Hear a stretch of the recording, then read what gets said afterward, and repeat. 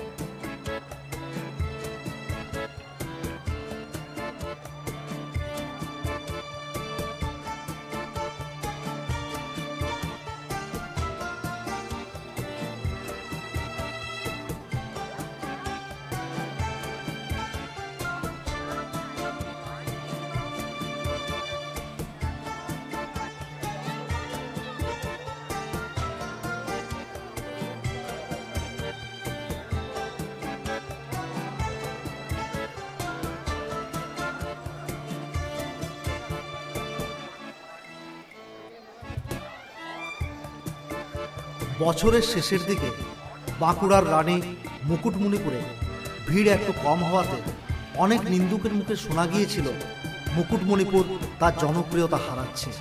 আজ 2025-এর প্রথম দিনেই মুকুটমণিপুরে উপচে পড়া ভিড় আবারও প্রমাণ করল দক্ষিণবঙ্গের এই পর্যটন কেন্দ্র আমাদের ভালোবাসার মুকুটমণিপুরের প্রতি মানুষের যে অগাধ টান তা অত সহজে হারিয়ে যাবার নয়।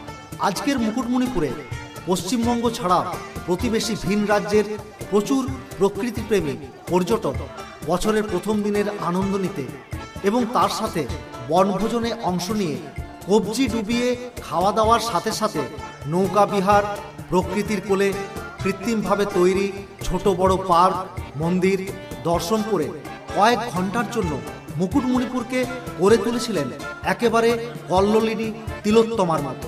মুকুটমণিপুরের মতো এই পর্যটন কেন্দ্রে বছরের এই শীতের মরশুমের 2-3 মাস মানুষের আনাগোনা বছরের অন্য সময় তুলনায় একটু বেশি হয়। আর সেই জন্যই বিভিন্ন হোটেল লজগুলি তাদের ব্যবসা বাড়ানোর জন্য নিজেদের সৌন্দর্যকে আরো বাড়িয়ে তোলে। তবে কয়েকজনের সাথে কথা বলে বোঝা গেল তারা তাদের আশানুরূপ ফল থেকে অনেকটাই বঞ্চিত। আপনাদের জন্য এবার একটা সুখবর দেওয়া যায়। এবার আমাদের মুকুটমণিপুর মেলা এই জানুয়ারি মাসের মাঝামাঝি সময়ে অনুষ্ঠিত হতে চলেছে। এই অন্যান্য বারের মতো এবারও বিভিন্ন বিনোদনের ব্যবস্থা রয়েছে। বহু কাঙ্ক্ষিত এই মুকুটমণিপুর মেলা 2025-এ আমাদের এই চ্যানেলে আমরা মুকুটমণিপুর মেলার সম্পূর্ণ আপডেট নিয়ে আপনাদের কাছে হাজির থাকবো, কথা দিচ্ছি। আর তাই আমাদের এই স্টুডিও অ্যান্ড গ্রাফিক্স চ্যানেলকে সাবস্ক্রাইব করে আমাদের সাথে থাকুন।